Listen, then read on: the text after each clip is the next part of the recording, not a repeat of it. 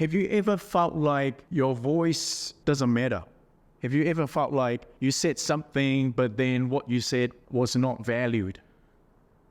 Sometimes when you pray, you just wonder whether it's going to happen. We want to make a difference, but sometimes it feels like our voice gets lost. We can feel like our prayers get lost. So today, if that's you, I want to speak to that as well. And today, particularly, I just want to acknowledge all the moms, but also the grandmothers, all the wives. We've got Cindy and Tracy here. Basically, all the ladies. I just want to acknowledge that there is so much power in the ladies. Sometimes I feel like the ladies have not been thoroughly acknowledged in the church as such. So I want to really talk about them, and then we'll see what comes. So let's just talk about this particular verse. From Luke chapter 1 in verse 41 to 45. It says, at the sound of Mary's greeting. So the story is about how the two ladies came together, and then somehow the Holy Spirit came upon them, and they were able to pray for each other and prophesy over each other. And I'm going to explain this a little bit more. The verse goes like, at the sound of Mary's greeting, Elizabeth's child leaped within her, and Elizabeth was filled with the Holy Spirit. And Elizabeth gave a glad cried and exclaimed to Mary, God has blessed you above all women, and your child is blessed.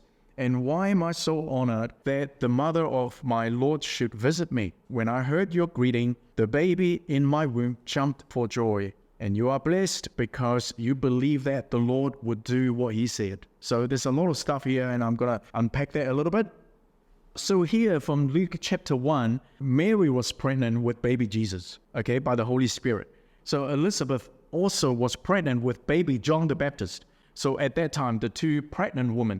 So when they all came together, somehow the Holy Spirit came upon them. Elizabeth was filled with the Holy Spirit, and she began to prophesy. How many of you guys have heard of the word prophecy or prophetic words? Don't let those big words intimidate you. So I'm going to explain that. The word prophecy simply means you receive something from God, and then you just share what God says to other people as an encouragement.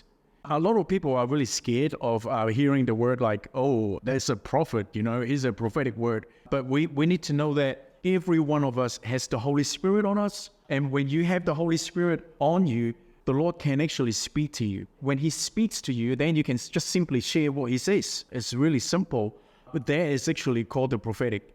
Every believer is called to share just one word. It can be as small as one word, but you really felt like, I think God gave it to me, and I'm going to share it with you. How many of you guys have done that before? It's fun, and you know how to do it. People can become discouraged because they don't know how to receive from God. They feel like they have to mix something up by reading the word, and they have to come up with something.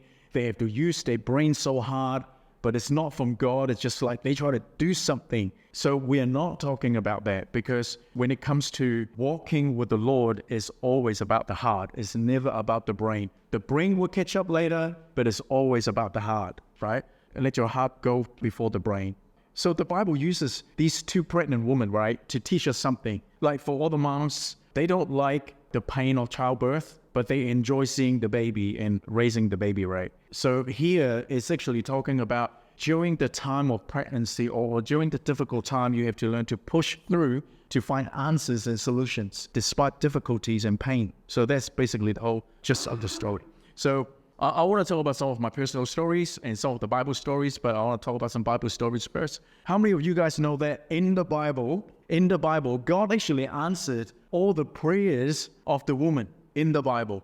All the prayer requests recorded in the Bible that were prayed by women were all answered. Like here it says, Sarah received a son, Leah and Rachel, they cry out to the Lord, and the Lord gave them kids. The poor widow, she was poor, and she said to Elijah, this is the last meal before I die. And then Elijah said, just go and find all the jars and bottles. I'm going to fill them all up with fresh oil for you. And that happened. It talks about provision. Elijah with a Shunammite woman, and she goes, you pray for a son for me, and my son now died. You better do something about it. And guess what? The son was raised from dead again. It was powerful. Hannah's prayer was answered. Elizabeth and Mary, all of those ladies' prayers were answered. Isn't that encouraging?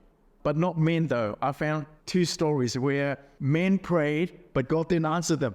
Okay, when Moses prayed for Miriam to be healed of leprosy, and God said, no, not going to heal her, put her away for 7 days. When David committed adultery with Bathsheba, and Bathsheba was pregnant with a son, and then David said, Lord, can you actually keep the son? And then the Lord said, no, he's going to go. There's something about women's prayers. There's something about when ladies pray.